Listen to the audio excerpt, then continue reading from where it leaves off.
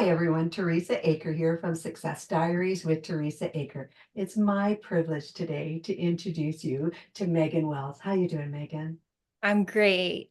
Thank you so much. Megan, I'm so glad you're here and you look so beautiful and I'm going to tell everyone why. So I'm just going to read your biography, okay? Yes, ma'am. Thank you, Megan. So, Megan Wells is an inaugural USA Icon Mrs. Arkansas 2025. Congratulations. A devoted wife and mother, Megan's journey has been marked by resilience and transformation.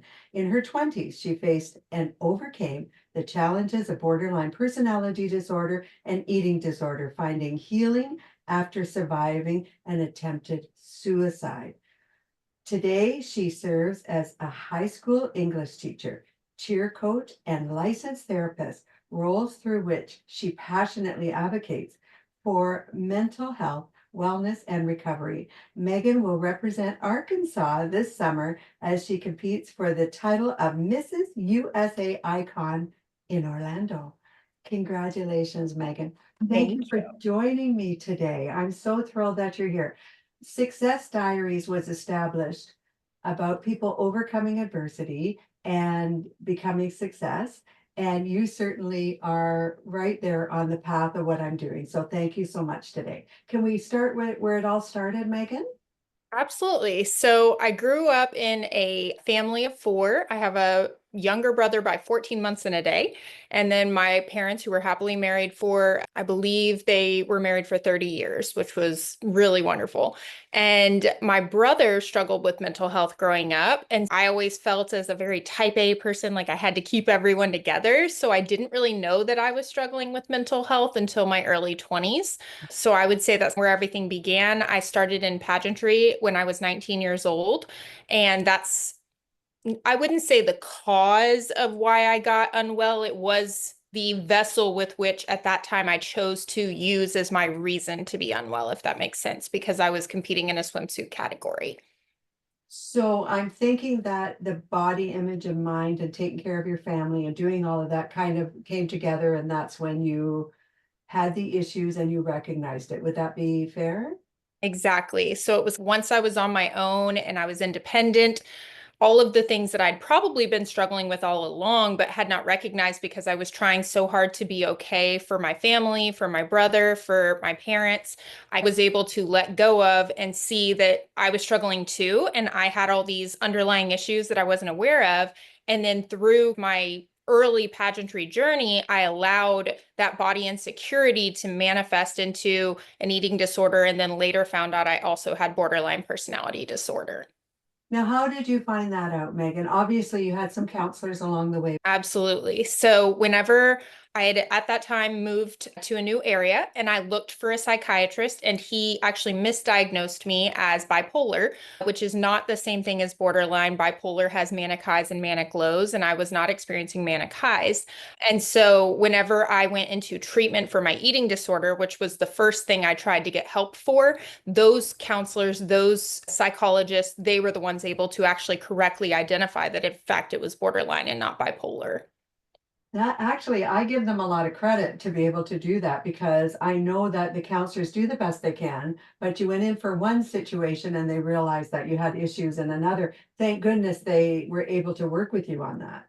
Absolutely. And I'm very grateful because at the time it was something I wasn't really open to hearing. Borderline has a lot of stigma around it because of what people are capable of when they have the worst types of borderline. But I'm so thankful now because I wouldn't have known, I probably wouldn't have gotten better because the eating disorder turned out to be more of a symptom of the borderline rather Right. than the root cause. And without knowing that, I don't know that I could have healed in the way that I did. Can we expand on the personality disorder? Could Mhm. we expand on that, Megan? Absolutely. And So so, borderline, go ahead. you mean borderline? Yes, ma'am. So, no, what I was thinking is that, so you had an eating disorder. Now you're diagnosed with a personality disorder. How, I guess I'm asking because I'm not a doctor and I'm not a psychologist. When they recognized this, did you recognize that you had a personality disorder? And could you tell us what you felt or saw or any symptoms that you would have recognized and said, ah, that's what it is? So at the time, I was actually not receptive to hearing that. I remember my psychiatrist telling me, I think we've misdiagnosed you. I think this is actually what it is. And I was so upset because I had no awareness of what the disorder was either. And they really didn't explain it at the time, that I just got angry and said, that's not fair. That's not something I have. I don't want to hear that. And I left. But after some research and questioning my therapist, it started to make sense because borderline is a deep-rooted fear of abandonment and rejection, which is something I had struggled with my whole life. And that ultimately the borderline person will do drastic measures just to try to keep people in their life. And looking back, I could see a pattern where I had done various different Oh. things, and it started to click that all these people who had at some point left my life left because I pushed them away. And that started to make a whole lot of sense as to why this was what I actually struggled with. And that if I truly wanted to heal, that had to be the thing I healed from, because my body image and all of that was just a crutch to try to make me feel more acceptable, more worthy, more enough, if that makes sense. It does. It absolutely does. Megan, how old were you when you were recognized with having a person? 22. I was 22. Thank you 22. so much for circling back on that. In your notes, you had a transformation. You certainly came through this. You had help. And I always think when I do my motivational speaking, I always say to people, if you feel you're at your limit, you really should get some help because, boy, if they can catch these things early enough, it's so important. Would you agree with that? 100%. Mental health is one of the few things in the world that we say is completely voluntary to get better. You cannot force someone into mental health because it requires active work on the participant. You can't take a medicine that's a cure-all. You can't stick someone in a hospital and fix them that way. They have to voluntarily participate in their own recovery. And so I think it's imperative the earlier you catch it, the less likely you are to be a severe case. So my concern next was that you had actually tried to commit suicide, and I'm so grateful you were not successful. At that point, what would lead you as a person who is now recovering would go to that stage? Can I ask you that? Are you comfortable with answering that, Megan? Course, yes. So I actually, unfortunately, had multiple attempts at suicide during that time. Oh, And the last one was what pushed me into recovery. It took a couple years before I went back to the stage, but really not very long. It was about 1.5 years. And it really was that I love what pageantry represents. It represents an opportunity to share a story and to really make a difference in a way that is harder on a day-to-day basis, because I can tell the same story without a crown on, without a sash on. None of that is necessary. But for some reason, in the real world, not everybody's listening. And when you put on a crown and sash, suddenly people pay attention. And I wanted that impact because my recovery was so quick and so impactful that I just had to share it. And at the time, I was competing in the Miss America organization, and that had at the time, a 24 age cap. So you could only compete until you were 24 years old, and it was my dream. And so I put myself back in that system just to get one more year. Didn't go well, unfortunately, because I fractured my wrist at the oh, pageant. But looking back, it was a cool healing full circle because I could remember standing on the stage where I had thrown up right before the swimsuit competition. And then I went to Miss Texas again and was able to feel completely validated because I stood on stage knowing that everything I had done was healthy for my body, that I had completely prepared in a healthy way. And it was the first time I had done that. So all pageantry moving forward from that, I switched from, at the time I was advocating for organ donation for a completely different reason. I switched to advocating for mental health, and that really reignited my pageant process and excitement.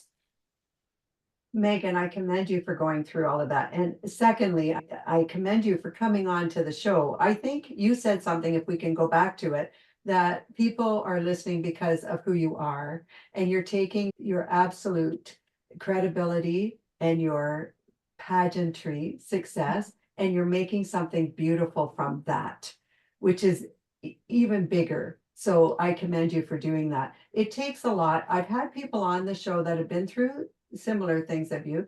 They come on the show. What I'm very proud of is that we're able to bring these stories forward for young people who may be headed to a path that is dark and may not recognize those signs.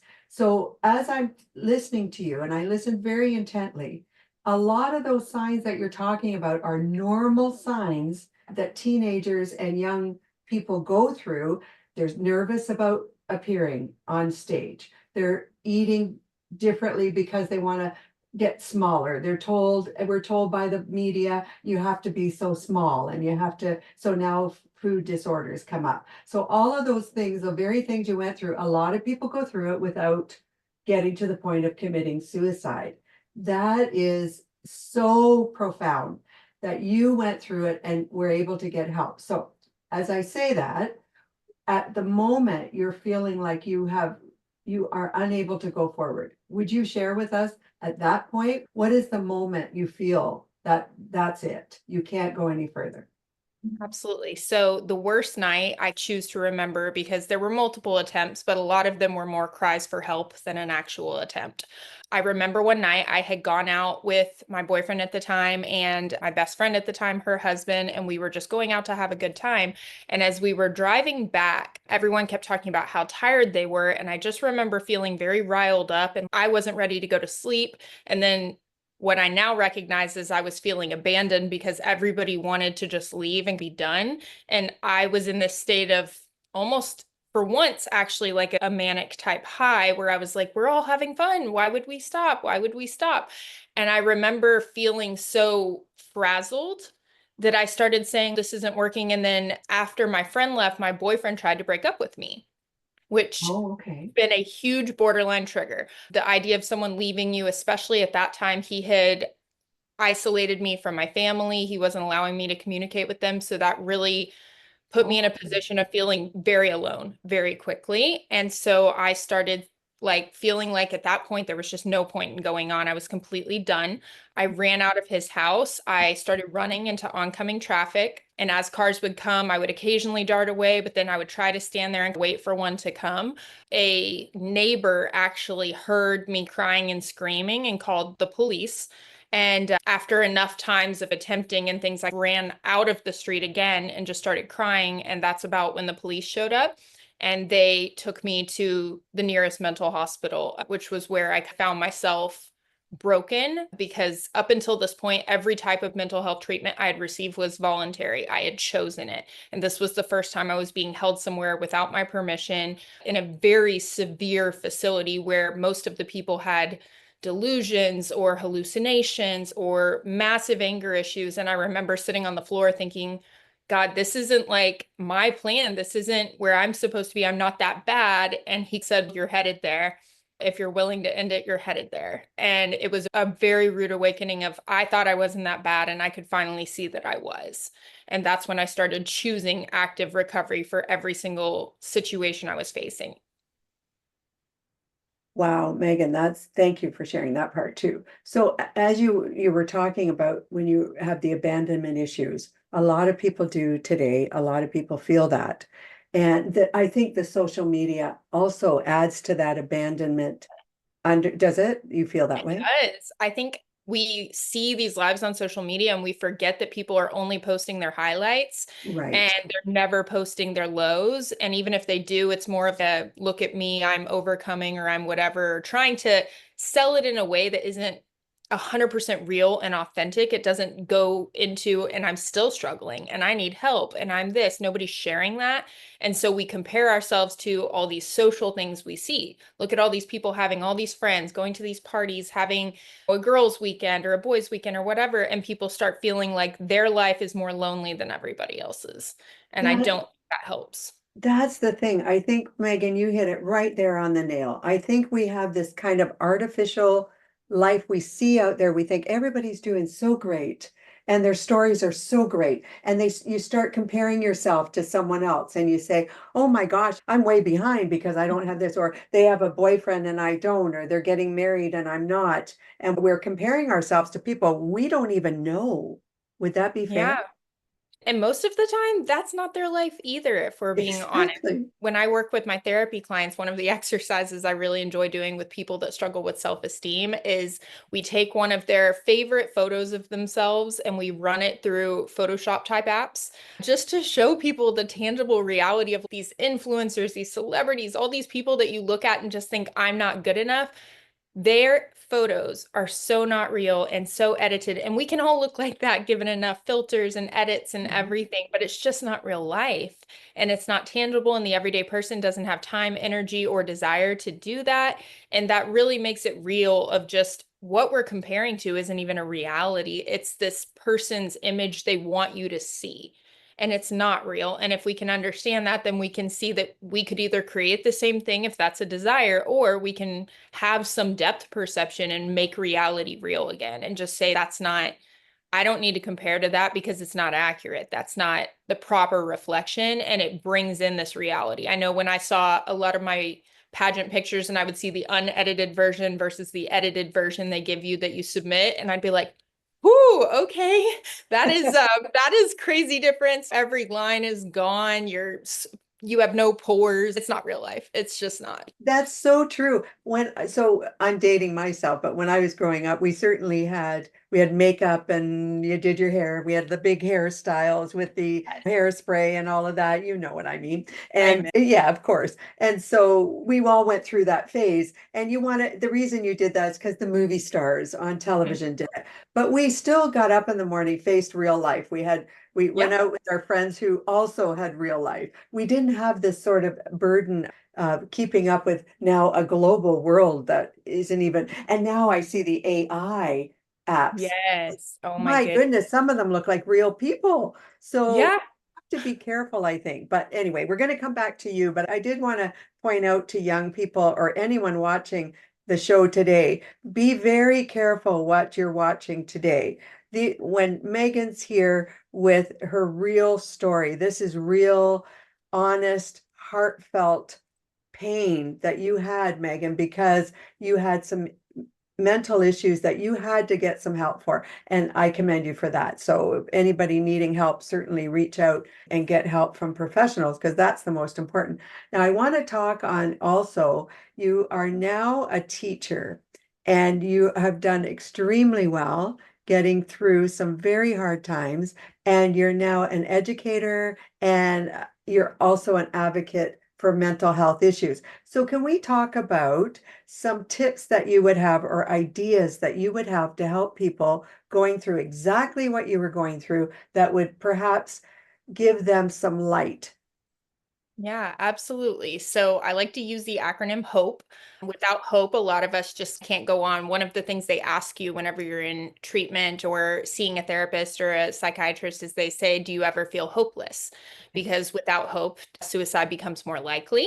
And so hope is such a key piece, and hope represents help. The H stands for help. So getting professional help if that's necessary, or at least reaching out to people that love you enough to say, I'm struggling and I need someone. I need you to be there for me. I need you to check in on me. I'm not okay. And it's okay to not be okay. The O stands for optimism. We have to have some level of hope and optimism that our situation isn't permanent.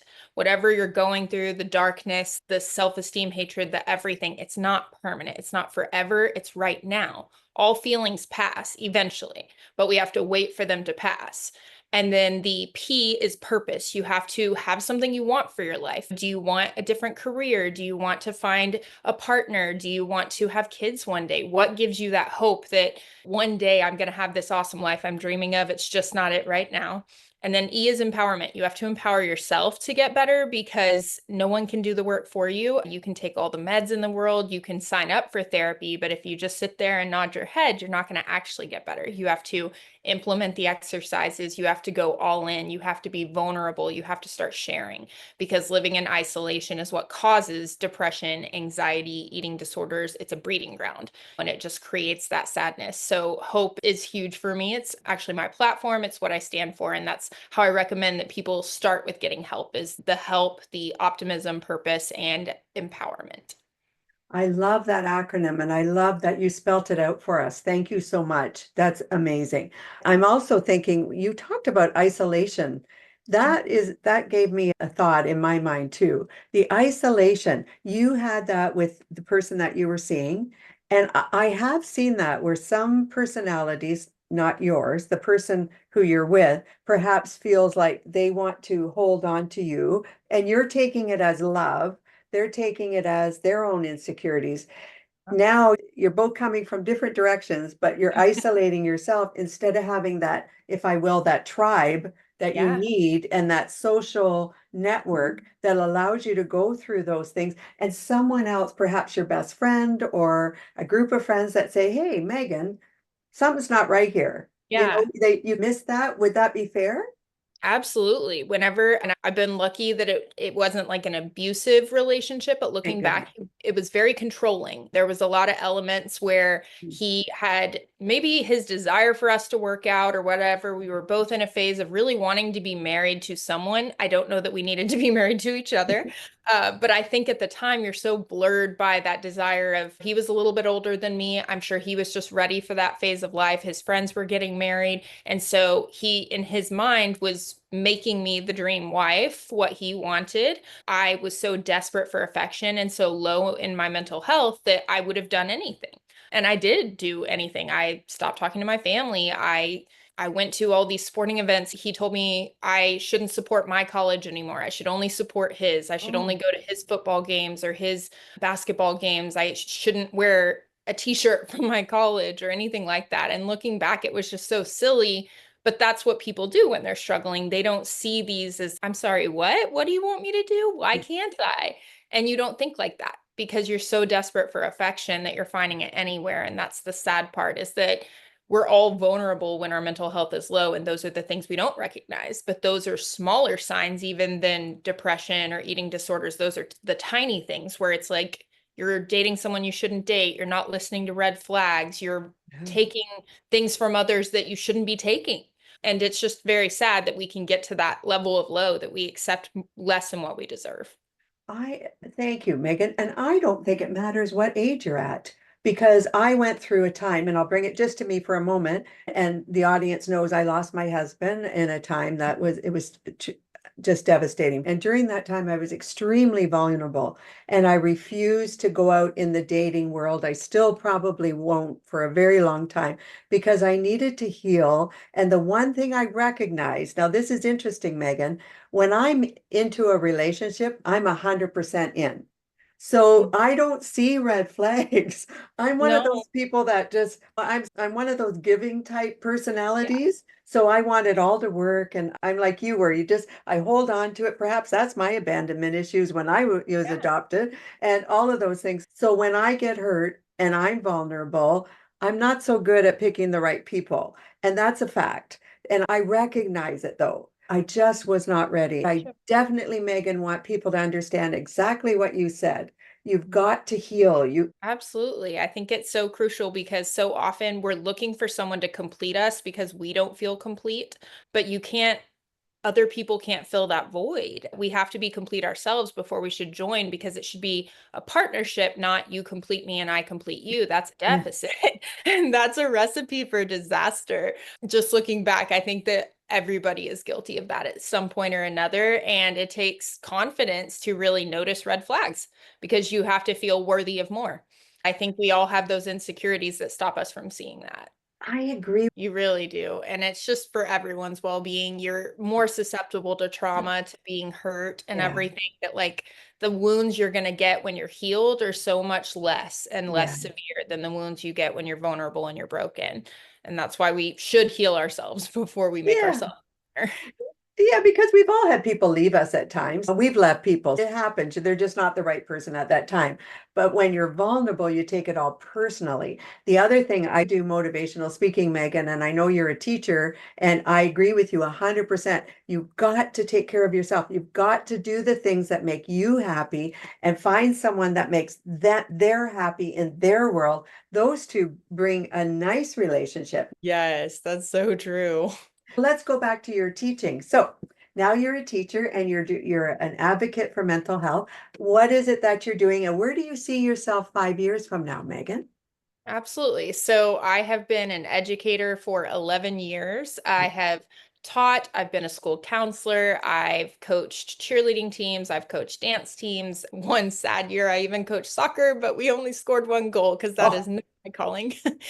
And then midway through my career of 11 years of teaching, I actually finished graduate school and became also a licensed professional counselor. So I like to say I have three jobs. I am a teacher as my like 9 to 5, if you want to call it that, cheer coach for those few hours after, and then a few nights a week and on the weekends, I'm also a therapist seeing clients with my own private practice. okay. And it keeps me very busy. I like to say I can juggle a lot of hats because that's what it takes to do all the things that I stay busy with.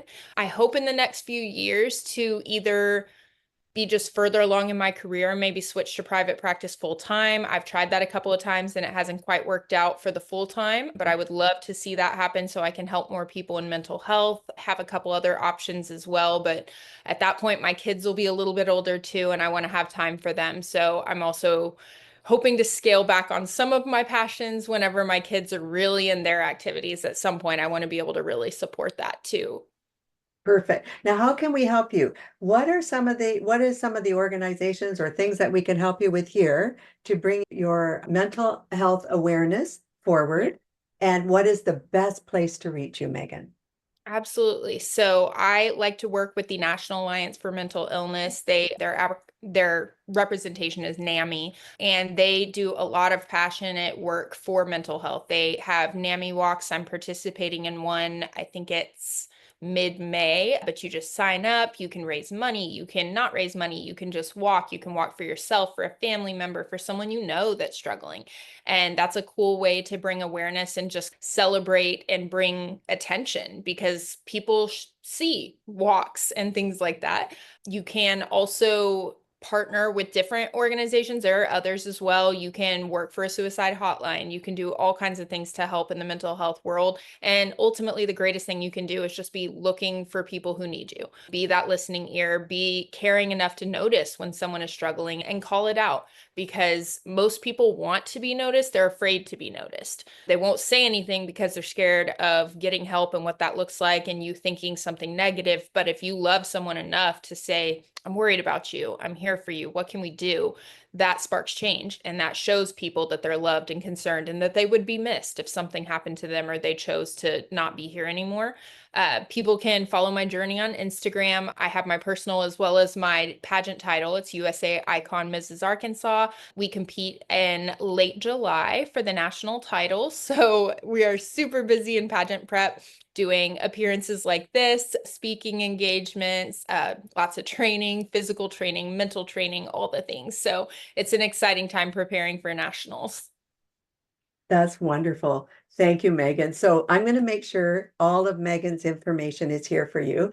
Megan, thank you so much for coming on today and sharing your story. Thank you for having me. It was such a blessing. I have one more question.